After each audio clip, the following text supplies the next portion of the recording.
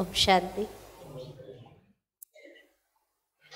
वैसे तो बाबा कहते हैं हम सब प्रसन्न चित्त आत्माएं हैं, प्रश्न चित्त तो नहीं है। प्रश्न चित्त है क्या? नहीं है। पर पुरुषार्थ के मार्ग में कभी आगे बढ़ने के लिए जो हमें क्लैरिटी चाहिए, उस क्लैरिटी के अनुसार बड़ों से पूछते हैं तो वह प्रश्न तो नहीं, संशय की बात नहीं है, क्लैरिटी की बात है। सही बात है ना? ऐसे कहेंगे ना? हा? भाई जी, पहला एक प्रश्न है, जीवन में कई ऐसी आत्माएं हमारे साथ मिल जाती हैं, हम उनको बहुत बार उनकी गलतियों को या उनकी बातों को हम इग्नोर करते हैं और उनको गुड विशेस भी देते हैं, पर फिर भी कभी कभी वह नेगेटिव थॉट्स आ जाता है या उनके नेगेटिव थॉट्स का वाइब्रेशन हमारे ऊपर बहुत बार पड़ता है, तो उसको हम ओवरकम कैसे करें या उनको हम फॉरगिव कैसे करें, क्षमा कैसे करें? सवेरे चर्चा की थी हम लोगों ने कर्मों की गुही गति,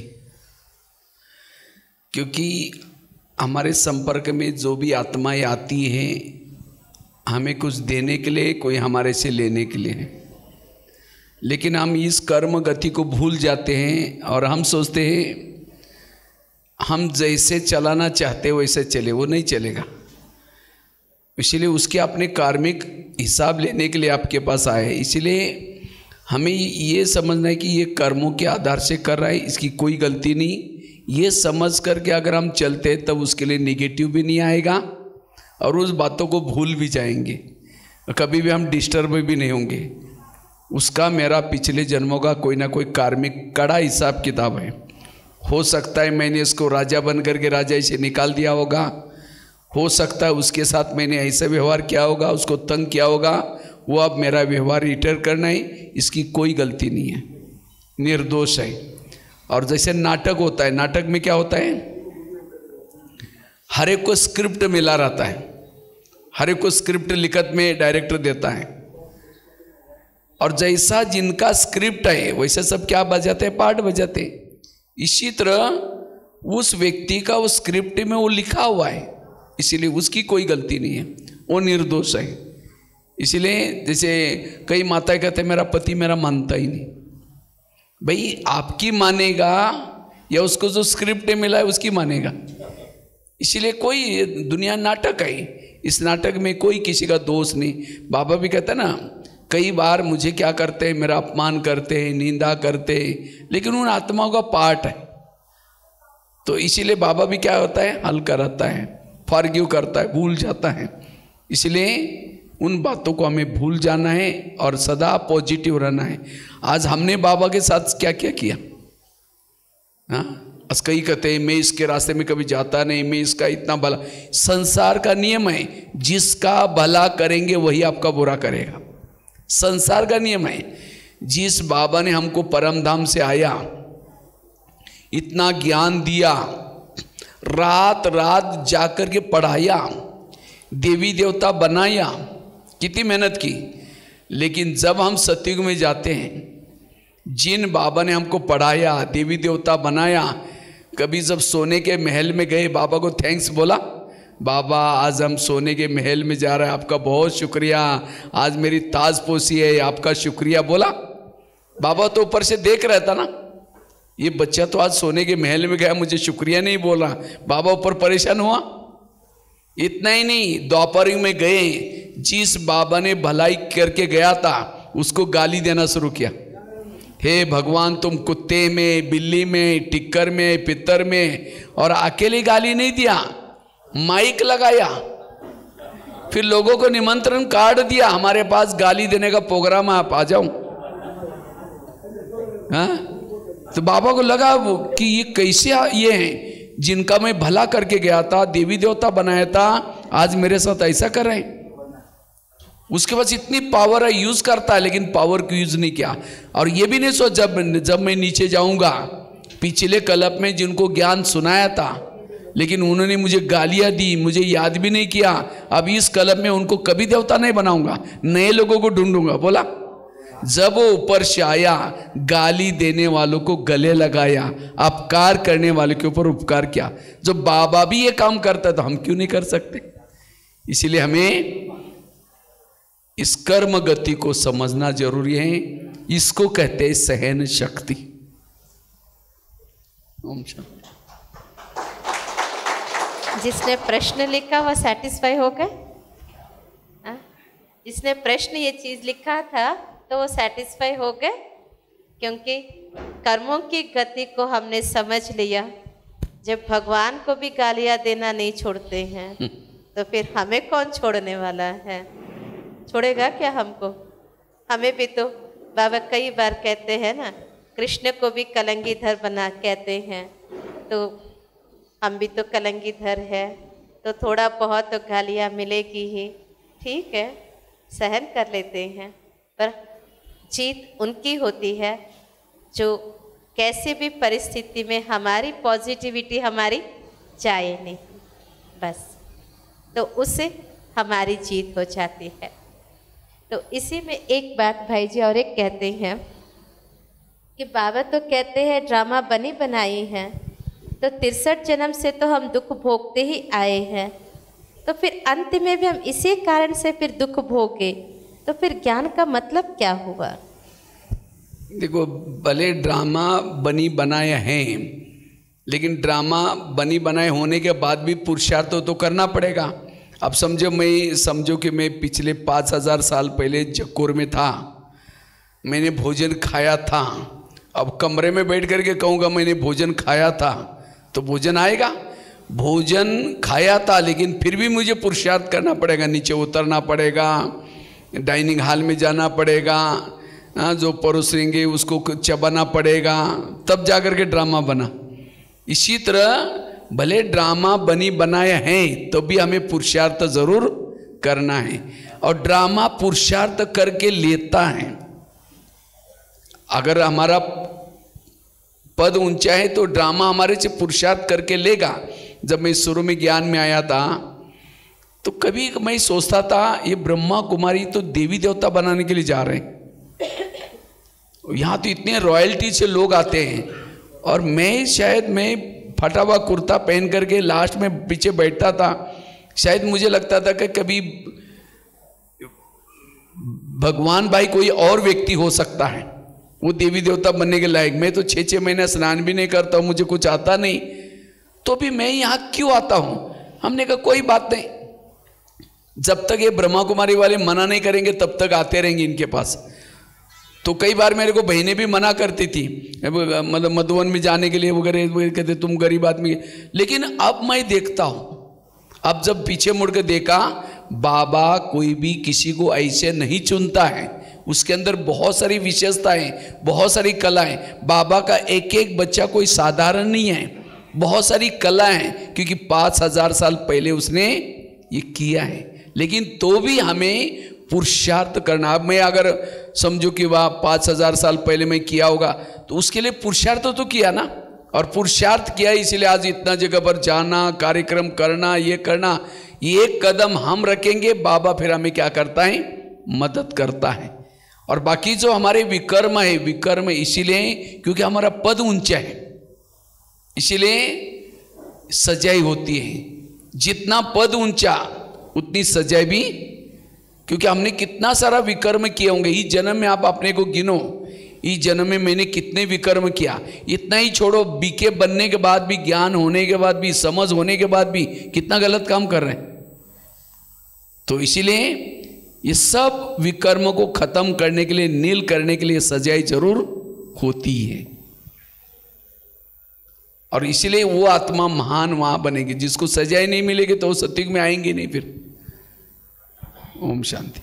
पर हमारे साथ आजू बाजू आज की दुनिया में हमें डिस्टर्ब करने वाले ही मिलते हैं। हमको अच्छे राह पर चलने के लिए तो देते नहीं हैं, पर जीना हमें उन्हीं के साथ रहता है।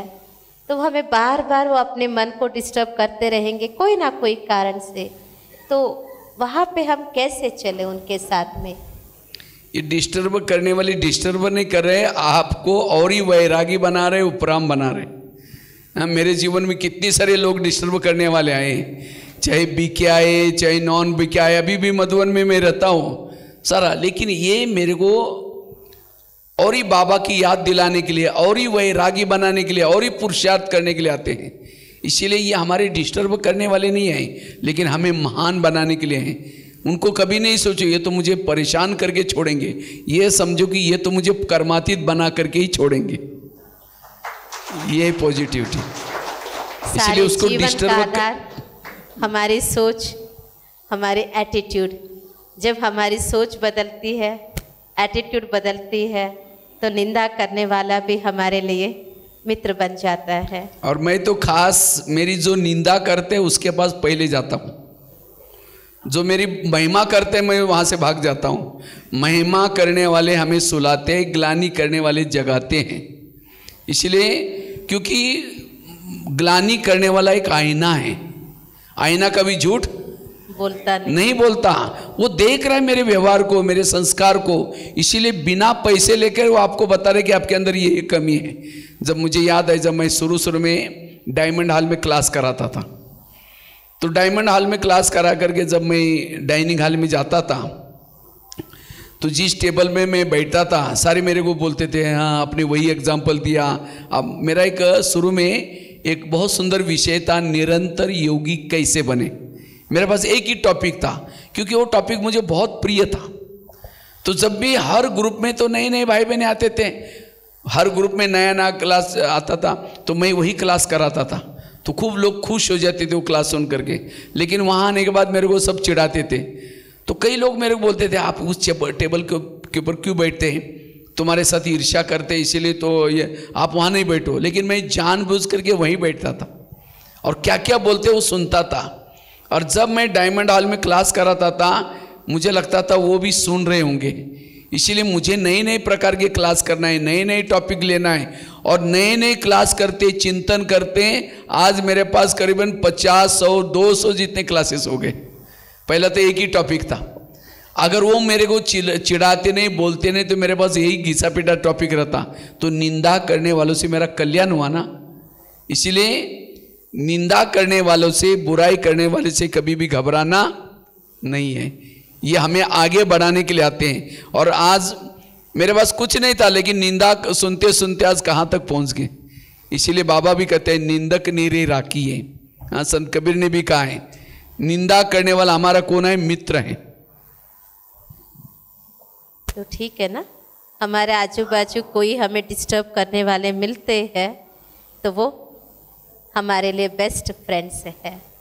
कई बार एक कोटेशन कहते हैं ना, हे भगवान, मैं मेरी फ्रेंड्स को तो मेरी एनिमीज़ को तो मैं संभाल लूँगा, मेरी फ्रेंड्स को भगवान आप संभाल लेना। क्योंकि एनिमी जो होता है वह सच कहता है, फ्रेंड जो होता है वह हमें मस्का लगाने के लिए कहता है। इसलिए भगवान, मेरे फ्रेंड्स का आप ख्याल रखना, एनिमीज़ का मैं ख्याल करूँगा, क्योंकि वो मुझे सच कहेंगे तो मैं सच के मार्ग पर और चलना मुझे आसान हो जाएगा। तो भाई जी, कई बार ऐसा होता है, सुबह अमृत वेला योग करना भी बहुत चाहते हैं, उठते भी है, पर फिर भी नींद आ जाती है। तो उसके लिए ऐसा कुछ आप जादू मंत्र सिखा दीजिए जो सुबह अमृत वेला हमें नींद ना आवे। इसके लिए कई बातें, रात को सोने से पहले एक आधी कोई अव्यक्त मुरली पढ़ करके सोना। और नींद आने के कई कारण होते हैं। पहला कारण है, नींद उसको आते हैं जिसके सिर पर बोझ बहुत ज़्यादा है। जैसे किसी के सिर पर बोझ आए तो क्या करता है, चलते समय सिर झुका हुआ रहता है। इसी तरह अगर मुझे नींद आते हैं, मतलब मेरे सिर पर विकर्मों का बोझ है। दूसरी बात है, अगर योग में नींद आती है, इसका मतलब सारा दिन आप बाबा के श्रीमत प्रमाण नहीं चले। जैसे जब बच्चे को मम्मी सवेरे क्या कहते हैं, देखो बेटा कपड़े गंदे नहीं करना, पढ़ना, लड़ना नहीं, झगड़ना नहीं। बच्चा जाता है लड़ता है, झगड़ता है, कपड़े गंदे करके जब आएगा, शाम को मम्मी मम्मी करके आता है तो मम्मी किचन से देखती है, मैंने जो उसको काव करके आया, नहीं करके बोले कि तुम चिल्लाते रहे, मैं यही ठीक हो। अच्छे जाएगी, जाकर 2 थप्पड़ लगा देगी। और बच्चा जब सामने आता है, बच्चा जब सिर नीचे है तो मम्मी समझ जाते हैं इसने मेरा कहना नहीं माना। इसी तरह योग में बैठे हैं, अगर मेरा आंखें बाबा से नहीं मिल रहे हैं, इसका मतलब मैं गलती करके आया हूं, इसीलिए सिर मेरा झुका हुआ है। इसीलिए सारा दिन जो श्रीमत प्रमाण चलता है उसको योग में नींद नहीं आती, क्योंकि श्रीमत प्रमाण चल करके अगर हम योग में बैठते हैं, हम कहेंगे बाबा और बाबा भी कहेंगे बच्चे, दोनों से भी प्यार। योग मतलब हम बाबा बाबा कहे और बाबा कुछ रिस्पॉन्स ना करें। क्यों नहीं करता? क्योंकि हमने उसका कहना नहीं माना, इसलिए श्रीमत प्रमाण चलना। और बाकी योग में नींद तब आती है जिसके सारा दिन निगेटिव थॉट चलते। निगेटिव थॉट चलने से हम थक जाते हैं, शारीरिक रूप से, मानसिक रूप से। वो योग में जैसा बैठता है वैसा वो क्या होता है, लुढ़क जाता है, तुरंत उसको नींद आती है। ये भी कारण है। इसीलिए सारा दिन हमें अपने संकल्प को बचाना, सदा पॉजिटिव रहना, सकारात्मक रहना, तो योग में नींद नहीं आएगी। और योग में नींद तब आते हैं हम सामने कौन बैठा है, किसके सामने बैठे हैं वो भूल जाते हैं। हमें योग में बाबा बैठा है, जिस बाबा को देखने के लिए युगों से लोगों की आंखें तरस रहे। अगर प्रधानमंत्री आपके घर में आ जाए तो प्रधानमंत्री के सामने बैठ कर नींद करेंगे? लगेगा इनको क्या खिलाओ क्या नहीं खिलाओ, एकदम कैसा एकदम ये होता है। चाय वाला जब चाय चाय करके जाता है, रात को 2 बजे ट्रेन जा रहे हैं, झुटका लगाते हुए चलता है, एकदम अलर्ट होता है।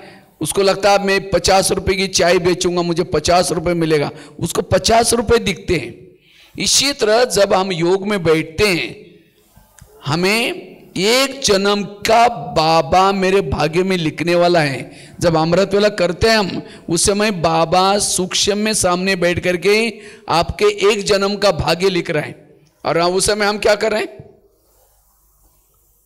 अब झुटका लगाएंगे तो लिखेगा कैसा? इसलिए किसी के चेहरे पर श्रृंगार हो रहा है, नींद करेंगे तो यहाँ का श्रृंगार यहाँ चला जाएगा। इसलिए सामने कौन बैठा है? सामने बाबा बैठा है। इस भावना से जब बैठेंगे तो योग में नींद नहीं आएगी। भाई जी, आप बता रहे थे कि योग माना ही विजुअलाइजेशन, तो उस विजुअलाइजेशन के बारे में आप और थोड़ा सा स्पष्टीकरण करें। हम कैसे विजुअलाइज करें? विजुअलाइजेशन हम अलग अलग प्रकार की, रोज विभिन्न प्रकार की विजन लेना है, दृश्य बनानी है। जैसे एक दृश्य आपको सुनाता हूँ। बाबा कहता है तुम कौन हो? योद्धे हो। और बाबा तुम्हारा कौन है? सारथी है। ये विजन है, हम इस युद्ध के योद्धे हैं और बाबा हमारा कौन है? उसका सारथी है। जैसे कृष्ण और अर्जुन, कृष्ण कौन है? सारथी है। और अर्जुन कौन है? योद्धा है। जैसे कृष्ण और अर्जुन एक ही रथ में रहते थे, उनका अलग रथ नहीं था। जहां जब रात को सोते, उनके 5 घोड़े लगे थे। उस रथ को कितने घोड़े थे? 5 घोड़े थे। और रात को सोते समय कृष्ण और अर्जुन रथ में नहीं सोते थे। कहां जाते थे? उनके अलग से टेंट लगे थे, वहां जाकर सोते थे। अगर वहां ही सो जाता तो क्या होता? कर्मक्षेत्र पर दुर्योधन आकर के बॉम्ब स्फोट करके दुश्मन को मार देता, खत्म कर लेता, युद्ध ही पूरा हो जाता। इसलिए वहां नहीं सोते थे, अलग से सोते थे। इसी तरह जब हम भी कौन है? योद्धा हैं, बाबा हमारा सारथी है, तो सारा दिन युद्ध कर। ये शरीर मेरा रथ है। अगर आपको पूछेंगे बाबा कहाँ है, हम क्या बोलते हैं? बाबा परम धाम में। ऐसा कोई चित्र देखा है आप लोगों ने? अर्जुन रथ में बैठा है, तीर चला रहा है, और कृष्ण घर में सोया है। जहां अर्जुन है वहां कृष्ण भी है। इसी तरह मैं आत्मा जहां भी हूं, बाबा को भी वही सामने बिठा दो। कंबाइंड स्वरूप, इसको कहते हैं कंबाइंड स्वरूप। तो इसलिए बाबा को कहते हैं, आजकल जो मंदिर बनाते हैं, मंदिर है लक्ष्मी नारायण का, शिव जी भी उसमें साथ में रहता है। मंदिर है हनुमान का, शिव जी भी उसके साथ में है। मंदिर है कोई देवी का, शिव जी भी उसके साथ में। कहते हैं शिव जी के बिना मंदिर अधूरा होता है। अर्थात संगम युग में जिस आत्मा के साथ परमात्मा साथ में कंबाइंड नहीं, वो अधूरा है। ये कंबाइंड, इसीलिए सदा बाबा को कैसे रखो? कंबाइंड। तो रात को सोते समय कहां सोने के लिए जाओ? ये रथ को यहां रखो कर्म क्षेत्र पर, और सोने के लिए जब कृष्ण और अर्जुन जाता है तो अर्जुन सवेरे जो उठता है तो मना करता, मैं युद्ध नहीं करूंगा, ये मेरे गुरु है, ये मेरे ये हैं। तो कृष्ण उसको समझाते ये तुम्हारे गुरु हैं, जिन्होंने तुम्हारे द्रौपदी का चिरहरण किया, जिन्होंने तुम्हारे अभिमन्यु का वध किया, ये तुम्हारे भाई हैं, ये तुम्हारे ये हैं। तब जाकर के ये बातें जब याद करता है तब जाकर के उसको अंदर से लगता है मैं ऐसा युद्ध करूंगा, अगर युद्ध में हार जाऊंगा तो अग्नि समाधि लूंगा। तब वो तैयार होके आते हैं। और जब कृष्ण अर्जुन रथ में आते हैं, पहले क्या होता है, वो घोड़ों को प्यार करते हैं। इसी तरह हम अमृत वेला करने के बाद वहां से ऊपर से अग्नि समाधि की प्रतिज्ञा करके आओ, अगर कोई विकार मेरे साथ युद्ध करेगा, मैं हार जाऊंगा, मैं अग्नि समाधि लूंगा, अर्थात 2-3 घंटा योग तपस्या करूंगा। और जब आते हैं आकर के क्या करो, साथ में बैठो, और बैठ करके फिर बाद में बाबा को भी साथ में बिठाओ। कई भाई बहन कहते हैं जैसे कृष्ण रथ में बैठा नहीं और अर्जुन कृष्ण को कहता है आप मेरा रथ खड्डे में क्यों लेके जा रहे हैं? वो कहेगा भाई तुमने मुझे तो बिठाया नहीं, अब घोड़े के लगाम तुम्हारे हाथ में, तुम जाने तुम्हारा रथ जाने। आज हम कहते हैं मेरी कर्मेंद्र धोखा देती। क्यों धोखा देते हैं? क्योंकि हमने सारथी को साथ में बिठाए नहीं। और कर्मेंद्र के लगाम किसने पकड़े हैं? हमने पकड़े हैं। इसीलिए अमृत वेला करके आकर के बाबा को भी क्या करो, अपने साथ में बिठाओ, और कर्मेंद्र के लगाम किसके हाथ में दो? बाबा के। और उसके बाद फिर अमृत वेला किया, फिर बाद में आपको नहा धो करके आप सेंटर पर जा रहे हैं तो बाबा को ऑर्डर करो, बाबा मेरा रथ अभी सेंटर की तरफ लेके चलो। तो आपको क्या लगेगा, बाबा मेरे साथ में है। बातें करते आओ, बाबा हर जन्म में मैं अकेला रहता था, आप मेरे साथ में, कितना आनंद आ रहे हैं। बाबा से बातें करते करते आओ। ये क्या हो गया? कर्म योग हो गया। और जब आए तो मुरली और कुछ नहीं, मुरली क्या है? मुरली अर्थात आज युद्ध में माया किस रूप से आने वाले हैं, किस रूप से वार करने वाले हैं, वो मुरली में बताने वाला है।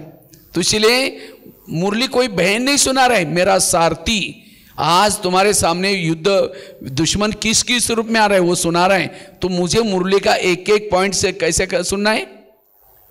तो आपको सामने कोई बहन नहीं दिखाई पड़ेगी, लेकिन युद्ध का क्या क्या प्लान है वो पता चलेगा। अगर एक पॉइंट में भी आप सो गए, जैसे आप द्रौपदी जिस इसमें वो सुना नहीं, उसी में क्या हो गया, वो सो गए जाने के कारण वो अभिमन्यु क्या के हार गया। इसी तरह कोई एक पॉइंट में भी मिस हुआ, उसी पॉइंट के रूप में माया मुझे हरा देगी। इसलिए एक एक पॉइंट मुझे क्या करना है, अटेंशन से सुनना है। फिर मुरली सूरी होगी, पूरी होगी, उसके बाद सारथी को चलो सारथी मेरा रथ अब सेंटर घर के तरफ लेके चलो। तो घर के तरफ जा रहे हैं, बातें करते जाओ। आज माया का बड़ा प्लान है, लेकिन आपने मीठे बच्चे में बहुत अच्छा कहा, श्रीमद प्रमाण चलो, वरदान भी बड़ा अच्छा था, स्लोगन भी बहुत अच्छा था, मुरली को रिवाइज करते जाओ। फिर घर में पहुंचे हो, फिर उसके बाद पूछो कि अच्छा सारथी आप नाश्ता क्या पसंद करेंगे? जैसे कोई भी मेहमान आता है तो मेहमान को पूछना पड़ता है ना, तो नाश्ता क्या? उसके बाद सारथी को सारथी मेरा रथ थोड़ा सब्जी लाने के लिए जाना है, मार्केट में चलो। और मार्केट में जा रहे, जैसे अर्जुन के साथ किसी को बात करना है तो कृष्ण को क्या करेगा, सारथी मेरा रथ रुको।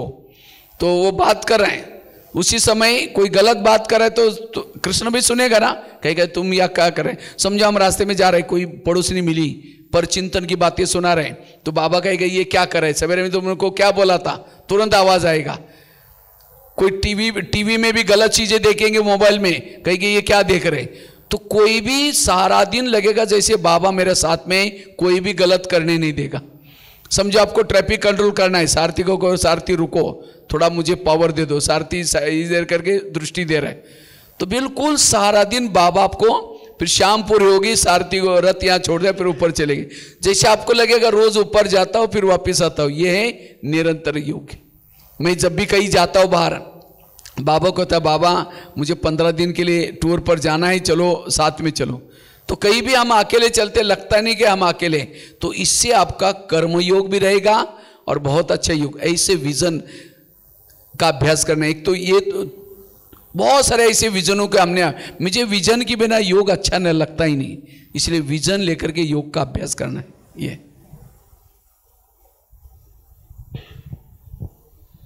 एक और प्रश्न है, खून या मांस देखकर मुझे बहुत डर भी लगता है, क्रोध भी आता है।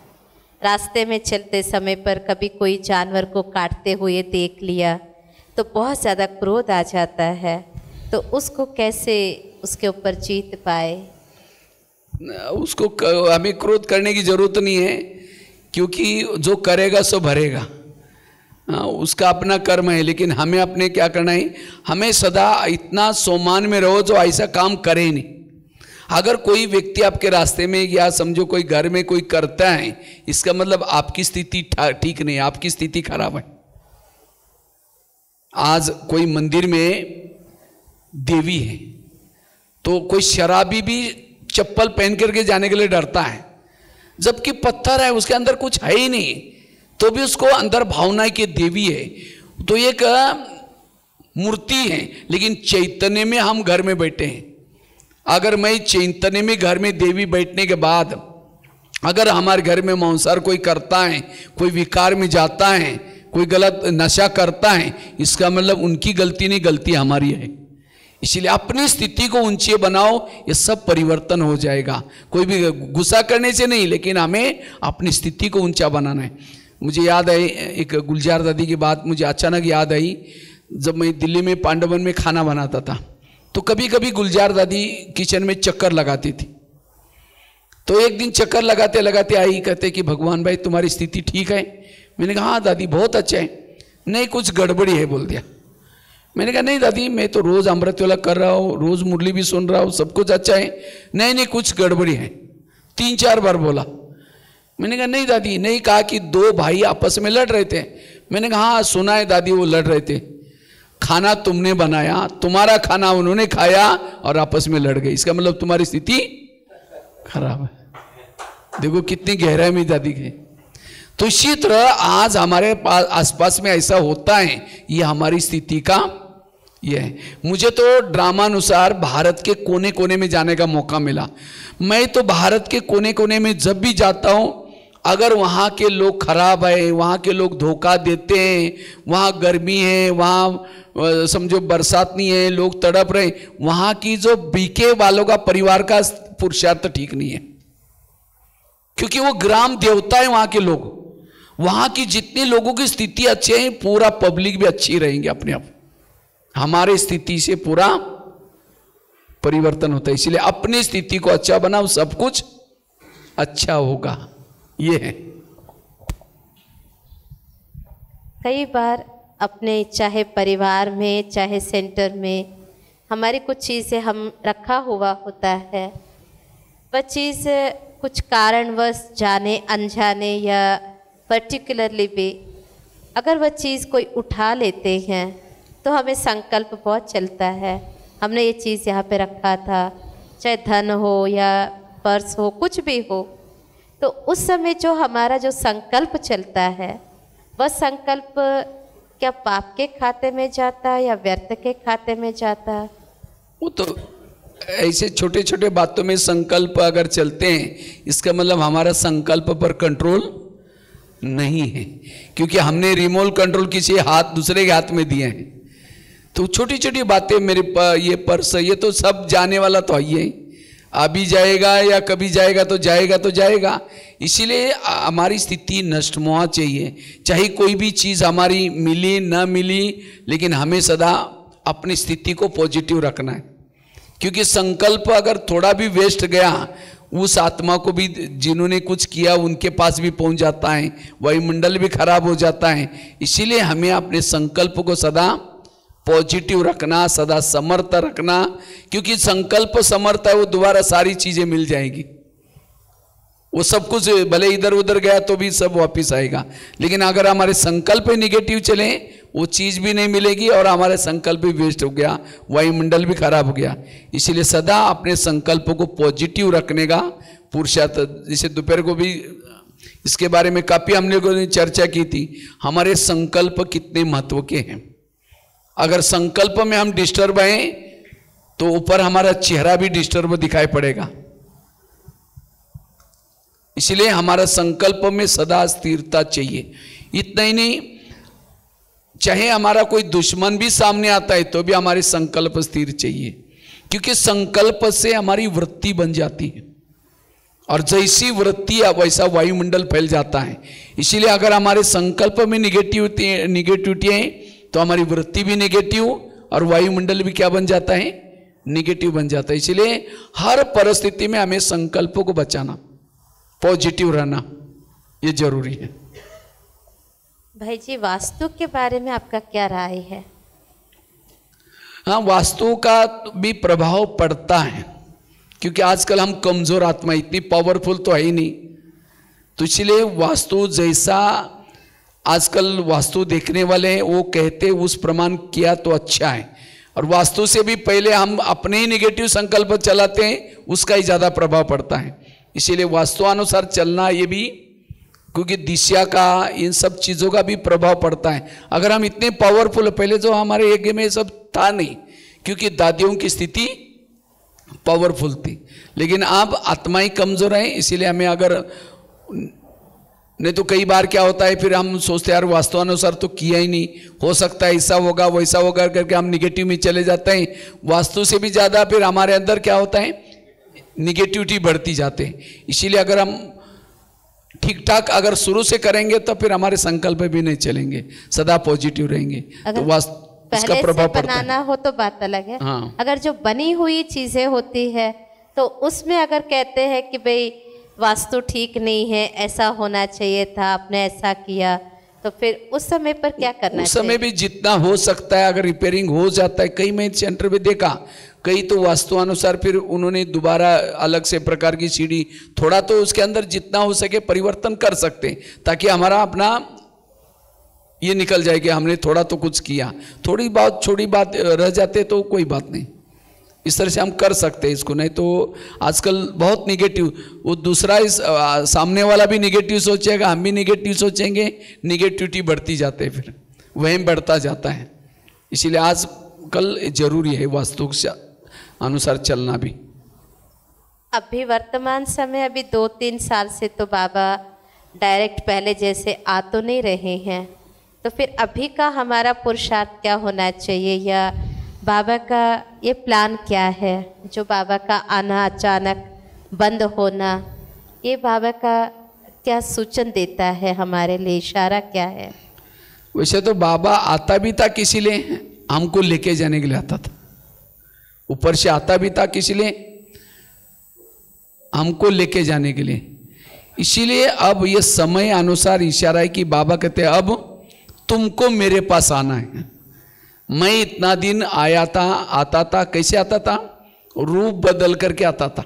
वो है निराकारी, लेकिन आपको नॉलेजफुल बनाने के लिए, आपके साथ प्यार था, वो प्यार को प्रकट करने के लिए आता था, घंटों तक बैठता था, ज्ञान युग सिखाता था, किसी लिए? ऊपर उड़ाने के लिए।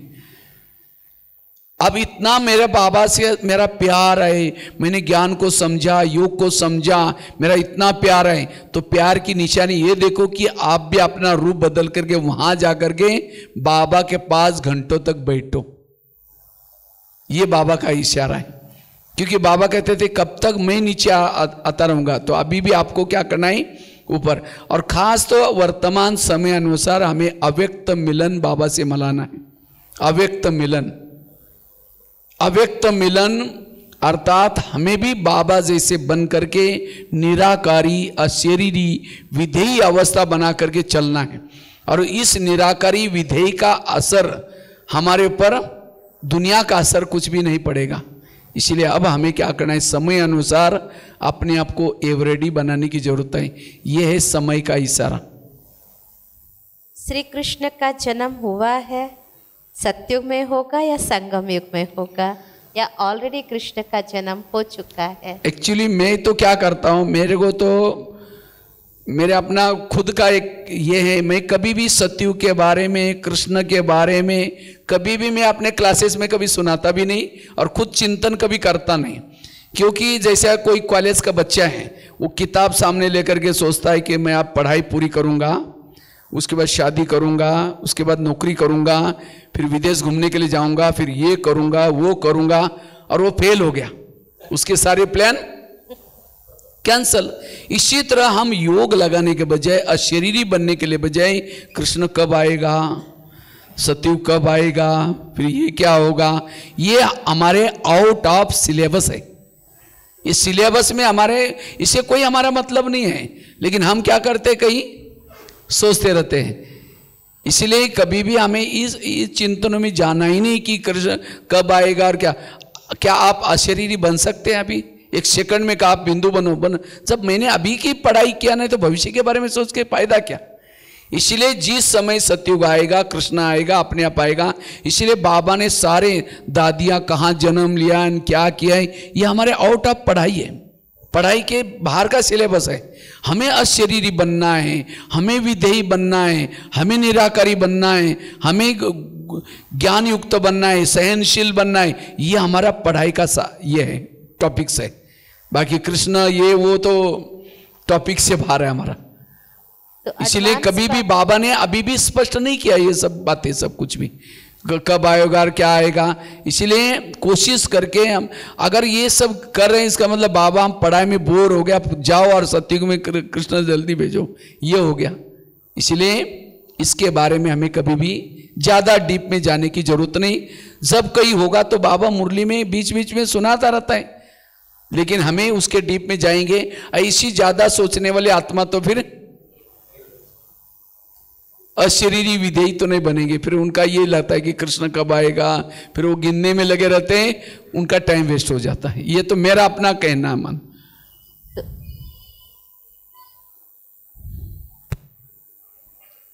एक क्वेश्चन बाकी है, सारे वक्त काफी कंफर्म तक रहा है, इसके बाद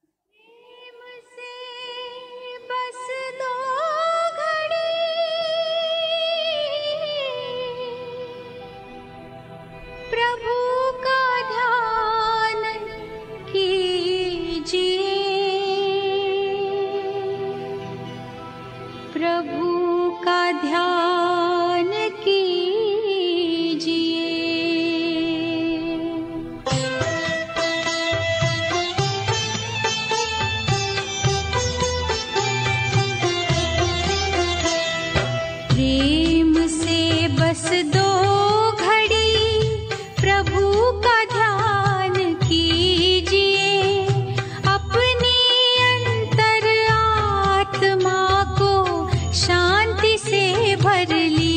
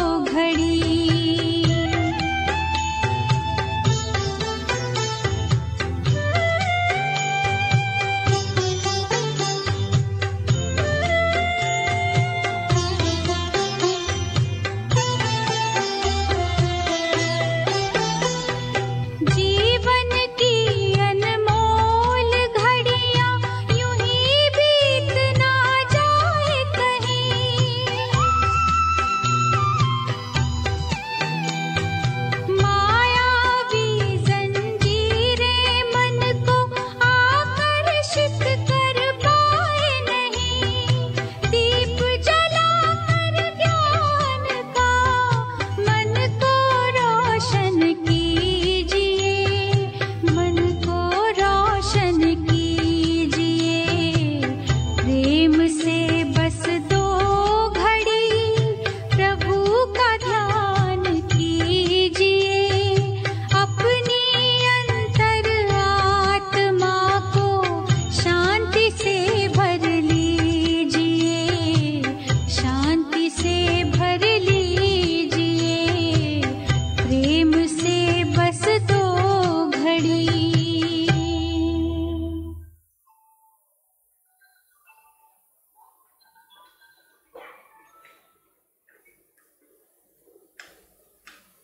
एडवांस पार्टी के बारे में आप क्या कहेंगे? एक्चुअली एडवांस पार्टी मतलब जो आत्माएं शरीर छोड़ करके जा रहे हैं वो भविष्य की सारी तैयारी कर रहे हैं, भविष्य में जो सत्युग की तैयारी कर रहे हैं, ये है एडवांस पार्टी। बाकी तो हम इसमें ज़्यादा भी डिटेल में नहीं जाते हैं इसमें, ठीक है। बाकी बहन जी कुछ बोलेंगे।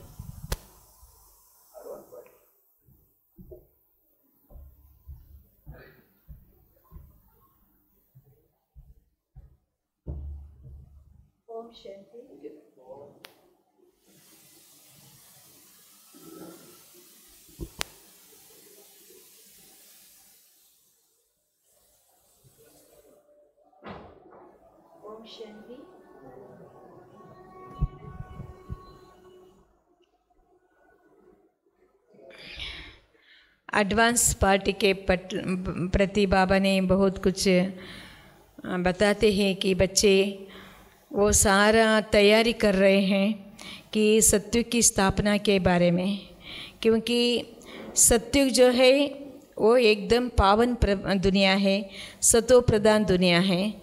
तो जब सतो प्रधान दुनिया को स्थापन करने के लिए जो पावरफुल आत्माएं हैं उनकी बहुत ही आवश्यकता होती है। क्योंकि जैसे देखिए हम कोई ना कोई एक बिल्डिंग बनाते हैं तो बहुत अच्छा बिल्डिंग बनाने के लिए भी एकदम इंजीनियर कैसे रहना चाहिए, बहुत समझदारी से, बहुत अच्छा मतलब जो है वो इंटेलिजेंट होनी चाहिए। तो इसी तरह से बाबा कहते हैं कि जो आत्माएं मतलब शरीर छोड़ करके गए हुए हैं, जो पावरफुल आत्माएं हैं, वो सत्य की स्थापना के कार्य में वो बहुरूपी बन करके कार्य कर रहे हैं।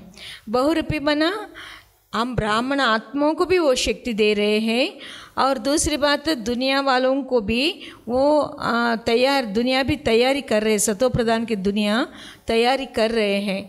तो इसके लिए उनमें एकदम जैसे कि आत्मिक शक्ति या विल पावर होने के कारण वो बहुरूपी बन करके सेवा कर रहे हैं। तो उनको ये भी पता है कि सारी सृष्टि का ज्ञान अभी उनको रहता है कि दुनिया मना संगम युग क्या है, बाबा क्या है और ब्राह्मण परिवार क्या है, ये सब बातें उनको है, समझ में है उनको। तो इसलिए वो क्या करते हैं, बहुरूपी बन करके आज तक भी वो भले वो जन्म तो लिए रहते हैं लेकिन उनका पाठ जो है वो बहुरूपी पाठ है। मना वो जन्म लेते भी जहाँ लिया है वहाँ भी वो सेवा करते हैं, और सूक्ष्म रीति से हम ब्राह्मणों के पास भी वो आकर के सेवा कर रहे हैं। क्योंकि कभी कभी कई लोग अनुभव सुनाते हैं कि जैसे हमारे स्वप्न में दादी आए थे या दीदी आए थे और गुलजार दादी आए थे, ऐसे ऐसे बोला उन्होंने। मतलब उनका सेवा जो है वो सूक्ष्म सेवा है। तो वो सेवा से बाबा कहते हैं कि दुनिया नई बन जाती है। तो पूरा जो साइंस वाले हैं, जो भी उनको टचिंग देना है, जो कराना है, वो सभी जो एडवांस पार्टी गए हुए हैं ना, वो सभी को वो तैयारी कर रहे हैं, तैयारी करके उनकी माइंड को तैयार कर रहे हैं। तो इससे क्या होता है, सत्य की दुनिया स्थापन करने के लिए बहुत आसानी से हो जाता है। इसलिए बाबा कहते हैं कि बच्चे आप भी जल्दी जल्दी तैयारी कर लो या तैयार हो जाओ करके कहते हैं। जो एडवांस पार्टी में गए हैं वो भी तो कहते रहते हैं ना कि आप भी जल्दी तैयार हो जाओ, आप भी जल्दी बाप समान बन जाओ, ऐसे बाबा का मैसेज वो देते रहते हैं। तो इस तरह से उनका पाठ जो है बहुत अलौकिक पाठ है। ये किसी को भी पता नहीं चलता है कि कैसे गुप्त रीति से एडवांस पार्टी अपना अपना सेवा दे रहे हैं। अच्छा, ओम शांति। श्राद्ध के निमित्त जैसे लौकिक में भी कोई शरीर छोड़ते हैं तो उनके निमित्त भोग लगाते हैं, श्राद्ध खिलाते हैं। और यज्ञ में भी पितृपक्षों में यज्ञ के आदि आत्माओं के निमित्त भोग लगाते हैं। और आजकल चाहे गुलजार दादी के निमित्त या बड़ी दादी के निमित्त हर साल जो भोग लगता है, तो इसके बारे में और थोड़ा सा स्पष्टीकरण करिए। बहन जी।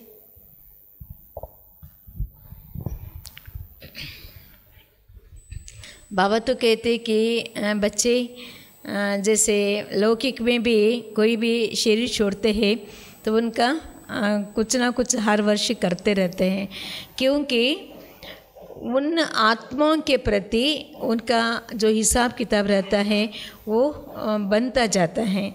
तो इसी तरह से मतलब उनका जो हिसाब जो करते हैं उनका अच्छा हिसाब किताब बनता जाता है।